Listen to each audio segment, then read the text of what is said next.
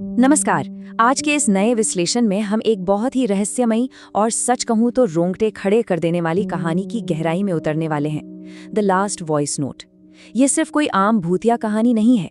ये हमारे इंसानी दिमाग के सबसे अंधेरे कोनों और हमारी यादों का एक डीप साइकोलॉजिकल एनालिसिस है। तो चलिए बिना देरी किए सीधे इस रहस्य के अंदर चलते हैं। जरा इस सिचुएशन के बारे में सोचें। रात के ठीक 2 बज रहे हैं और अचानक फोन की स्क्रीन चमकती है। एक वॉइस नोट आता है। आरव, अगर ये सुन रहे हो तो मेरे कमरे की दीवार मत खोलना। अब जो बात इस मैसेज को डरावना बनाती है ना, वो ये नहीं है कि इसमें क्या कहा गया है, बल्कि ये है कि इसे भेजा किसने है। ये मैसेज सिया के नंबर से आया था, एक ऐसी लड़की जिसकी मौत 6 महीने पहले ही हो चुकी है। मतलब एक मरे हुए इंसान से मैसेज आना, ये एक ऐसी इम्पॉसिबल सी बात है जो किसी की भी रातों की नींद उड़ा सकती है। भाग 1, दी ओल्ड हाउस, या कह लें वो पुराना घर। इस पूरे रहस्य को समझने के लिए हमें सबसे पहले मुख्य किरदार आरव को समझना होगा। वो एक स्ट्रगलिंग म्यूजिक प्रोड्यूसर है। टाइमलाइन पर नजर डालें तो ठीक 6 महीने पहले सिया की अचानक मौत हो जाती है, जिसे ऑफिशियली सुसाइड डिक्लेयर कर दिया जाता है। इस सदमे ने आरव को पूरी तरह तोड़कर रख दिया था। वो शहर छोड़कर चला जाता है, अपनी यादों से भागने की पूरी कोशिश करता है, लेकिन प्रेजेंट डे में उसे उसी प्रॉपर्टी को रेनोवेट करके बेचने के लिए मजबूरी में वापस आना पड़ता है। ये वापसी सिर्फ एक घर में वापसी नहीं है, बल्कि उस गहरे ट्रॉमा में वापसी है जिससे वो इतनी दूर भाग रहा था। लेकिन यहाँ पुलिस इन्वेस्टिगेशन की कुछ बातों पर गौर करना बहुत जरूरी है। मौके से कोई सुसाइड नोट नहीं मिला था, और सबसे अजीब बात, सिया का फोन गायब था।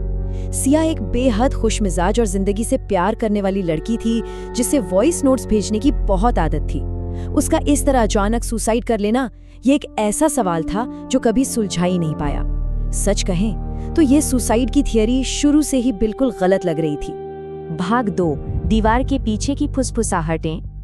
अब जैसे ही रेनोवेशन का काम शुरू होता है, घर का माहौल थोड़ा भयानक और अजीब होने लगता है। शुरुआत होती है मजदूरों के एक अजीबोगरीब दावे से। सर, आपके कमरे की दीवार के पीछे से किसी लड़की के रोने जैसी आवाज आती है। शुरुआत में आरव इसे मजदूरों का कोई भद्दा मजाक या सिर्फ उनका वहम समझकर इग्नोर कर देता है।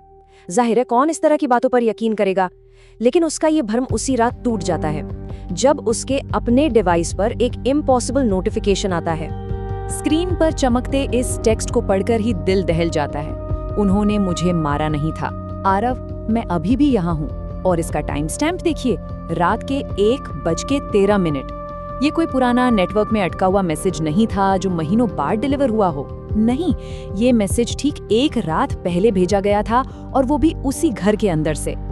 इस एक छोटी सी जानकारी ने इस पूरी कहानी का नजरिया ही पलट कर रख दिया। भाग 3, द हिडन कंपार्टमेंट। वो रीसेंट टाइम स्टैम्प देखकर आरव बुरी तरह पैनिक हो जाता है और अगली ही सुबह बिना कोई समय बर्बाद किए उस बेडरूम की दीवार को तुड़वा देता है।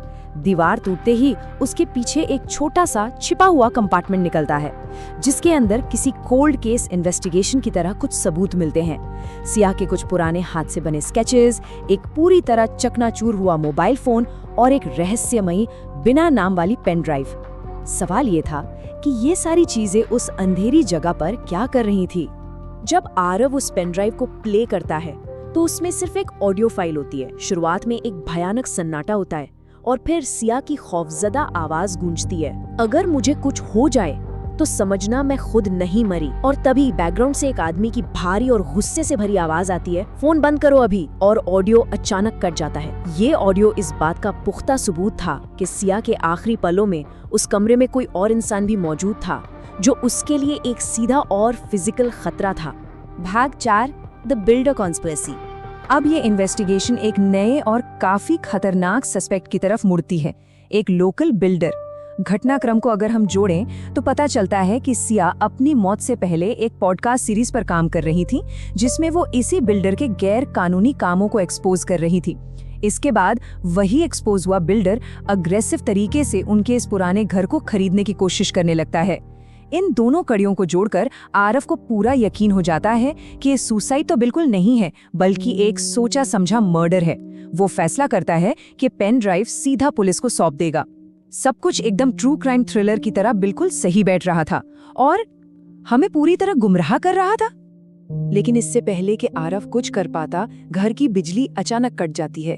अंधेरे में उसका फोन बजता है, एक अननोन कॉल, और दूसरी तरफ से आवाज आती है, कुछ चीजें दबी रहें तो ही बेहतर होता है।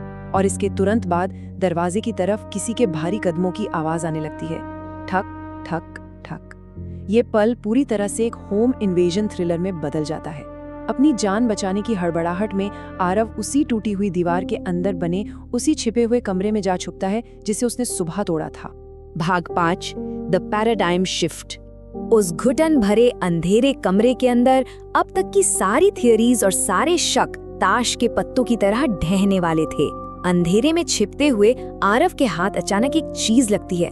ये सिया का असली फोन था, जो इतने महीनों बाद भी ऑन था। जब आरव उस फोन की गैलरी खोलता है तो उसे सबसे आखिर में रिकॉर्ड किया गया एक वीडियो मिलता है। इस एक वीडियो ने उन सभी बातों को पलट कर रख दिया जो हम अब तक सच मान रहे थे। वीडियो में सिया कैमरे की तरफ देखकर कहती है, अगर तुम ये देख रहे हो तो शायद आरव भी सेफ नहीं है। आइए इस लाइन के गहरे मतलब को समझते हैं। ये वीडियो बहुत ही अजीब था, क्योंकि जो असली खतरा था ना, वो कैमरे के पीछे नहीं छिपा था, बल्कि कैमरे के फ्रेम के बिल्कुल अंदर मौजूद था। और यहीं इस पूरी कहानी का सबसे बड़ा टर्निंग पॉइंट आता है। वीडियो के बैकग्राउंड में आरव खुद दिखाई दे रहा था और वो खून से सना हुआ था। ये देखते ही आरव के दिमाग में एक तेज झटका लगता है।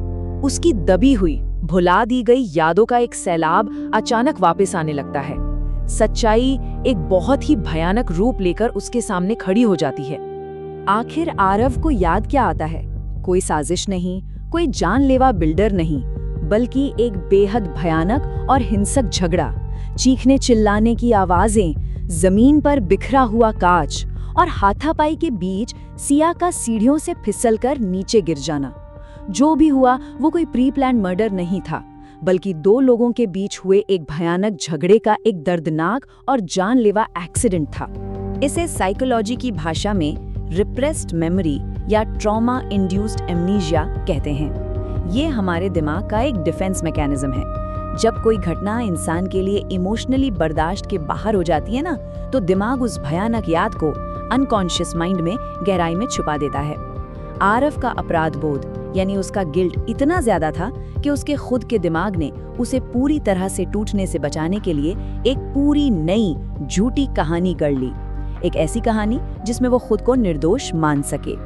अब हम इन दोनों पहलुओं को एक साथ रखकर समझते हैं। एक तरफ आरव की बनाई हुई झूठी यादें हैं, सिया का सुसाइड, बिल्डर की साजिश और घर में हमलावरों का घुसना, और दूसरी तरफ है वो कड़वी सच्चाई, एक जानलेवा झगड़ा और एक दर्दनाक एक्सीडेंट। और वो डरावने वॉइस नोट्स, वो कोई भूत नहीं भेज रहा था, बल्कि वो सिया द्वारा पहले से सेट किए गए शेड्यूल्ड डिजिटल मैसेजेस थे, जो उस रात के बाद अपने आप सेंड हो रहे थे। इस पूरी कहानी का असली खूनी और कोई नहीं, बल्कि आरव का अपना छिपा हुआ गिल्ट था। सिया के आखिरी मैसेज में एक लाइन और थी, अगर तुम खुद को माफ नहीं कर पाए तो ये घर तुम्हें कभी जाने नहीं देगा। ये वाक्य बहुत कुछ कहता है। यहाँ ये फिजिकल घर सिर्फ ईंट पत्थर की इमारत नहीं रह जाता, बल्कि ये आरव के साइकोलॉजिकल ट्रॉमा का एक भयानक प्रतीक बन जाता है। एक ऐसा मानसिक कैद खाना जिससे भागना नामुमकिन है, क्योंकि कैदी और जेलर दोनों वो खुद ही है। Epilogue, the final haunt. अगली सुबह जब रेनोवेशन वाले मजदूर काम पर लौटते हैं तो उन्हें घर पूरी तरह से खाली मिलता है। आरव का वहाँ कोई नामो निशान नहीं था। वो बिना कोई सुराग छोड़े वहाँ से गायब हो चुका था। उस खाली घर में पीछे छूट गया था तो बस आरव का अपना फोन, और उस फोन पर एक नया वॉइस नोट रिकॉर्डेड था, सिया, मुझे अब सब याद आ गया। इस एक लाइन के साथ वो सारा भ्रम टूट जाता है। आरव को आखिरकार अपनी उस भयानक सच्चाई का सामना करना ही पड़ा जिससे वो महीनों से भाग रहा था, जो हमें इस आखिरी सवाल पर लाकर खड़ा कर देता है, क्या इंसान का अपना दिमाग ही दुनिया की सबसे खौफनाक जेल है? ये कहानी हमें ये सोचने पर मजबूर करती है कि हमारा अपना अपराध बोध और हमारी यादें हम पर कितना हावी हो सकती हैं। जब हम अपने ही दिमाग से झूठ बोलने लगते हैं ना, तो उससे बचने का कोई रास्ता नहीं बचता। इस गहराई भरे विश्लेषण में हमारे साथ जुड़ने के लिए बहुत बहुत धन्यवाद। इस सोचने पर मजबूर कर देने वाले सवाल के साथ ही ये विश्लेषण यहीं समाप्त होता है।